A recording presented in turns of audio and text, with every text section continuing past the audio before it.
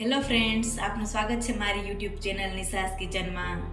આજે આપણે બનાવીશું ભીંડા બટેકાનું શાક એક નવા જ મસાલા સાથે. ભીંડા બટેકાના શાક માટે આપણે જરૂર પડશે ભીંડાને આપણે 2 ટુકડામાં કટ કરી લીધા છે. બટેકાને આપણે મોટા સમારી લીધા છે ચિપ્સ ટાઈપના. ધાણા જીરું પાવડર, હળદર પાવડર, મરચું પાવડર, જીરું, મીઠો લીમડો, લીલું મરચું, કોથમીર, સફેદ તલ, નમક, આખા ધાણા, મગફળી અને સૂકા મરચાં. સૌ પ્રથમ આપણે એક કડાઈમાં તેલ લીધું છે. હવે તે ગરમ થઈ ચૂક્યું છે. તેમાં જીરું, લીલું મરચું અને મીઠો લીમડો એડ કરી દેવું.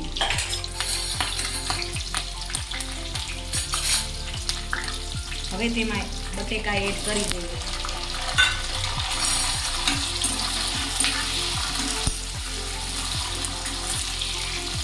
હવે આપણે 3 થી 4 મિનિટ બટેકાને સાતળીશું.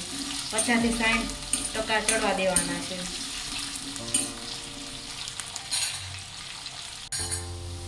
હવે આપણા બટેકાને 5 થી 6 મિનિટ થઈ ચૂકી છે અને આપણા બટેકા 50 થી 60% ચડી ગયા છે. હવે તેમાં આપણે ભીંડો એડ કરી દઈએ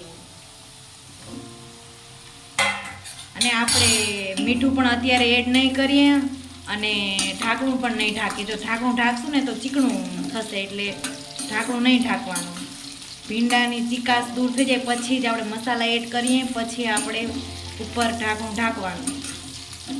હવે તેને પણ 3 થી 4 મિનિટ ચડવા દઈએ. આપણા ભીંડા બટેકા સતરાય ત્યાં સુધીમાં આપણે આ મસાલો શેકી લઈએ. આપણા મસાલા શેકવા માટે આપણે એક વાસણ લઈ લીધું છે. તેમાં આપણે સિંગદાણા, ધાણા, સૂકા મરચાં અને 1 ચમચી જીરું, આ ચારેય વસ્તુ આપણે શેકી લઈએ.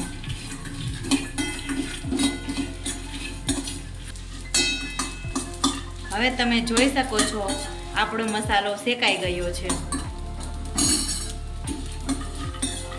હવે તેને એક પ્લેટમાં કાઢી લઈશું.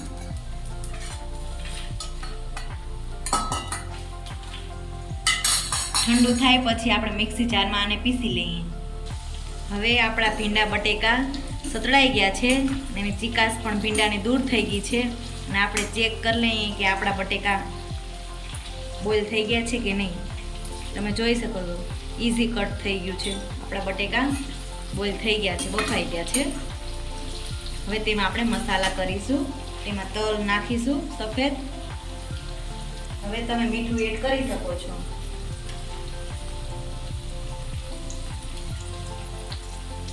હળદર પાવડર એડ કરી દઈએ, ધાણા જીરું પાવડર એડ કરી દઈએ, મરચું પાવડર એડ કરી દઈએ. હવે તેને આપણે મિક્સ કરી દઈએ.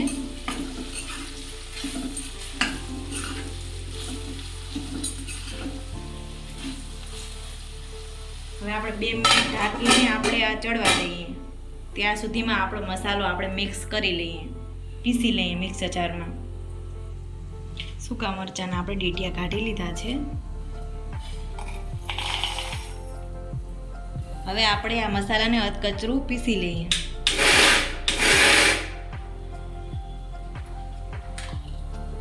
તમે જોઈ શકો છો આપણો દરદરો અધકચરો મસાલો તૈયાર છે. હવે આપણા ભીંડા બટેકાને 2 મિનિટ થઈ ચૂકી છે. હવે આપણે તેને ખોલીને ચેક કરી લઈએ. હવે તેમાં આપણે મસાલો બનાવેલો છે તે એડ કરી દઈએ.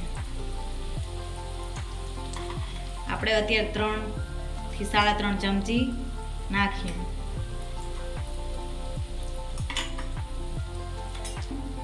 મિક્સ કરી લેશું.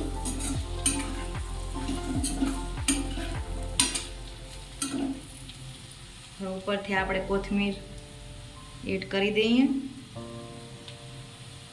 અને આપણા ભીંડા બટેકાનું શાક હવે રેડી છે. તેને સર્વ કરીશું. તમે જોઈ શકો છો આપણા ભીંડા બટેકાનું શાક એકદમ સરસ મજાનું થઈ ચૂક્યું છે એક નવા મસાલા સાથે. જો તમને મારી આ રેસીપી ગમી હોય તો લાઈક કરો, શેર કરો એન્ડ સબસ્ક્રાઈબ કરો.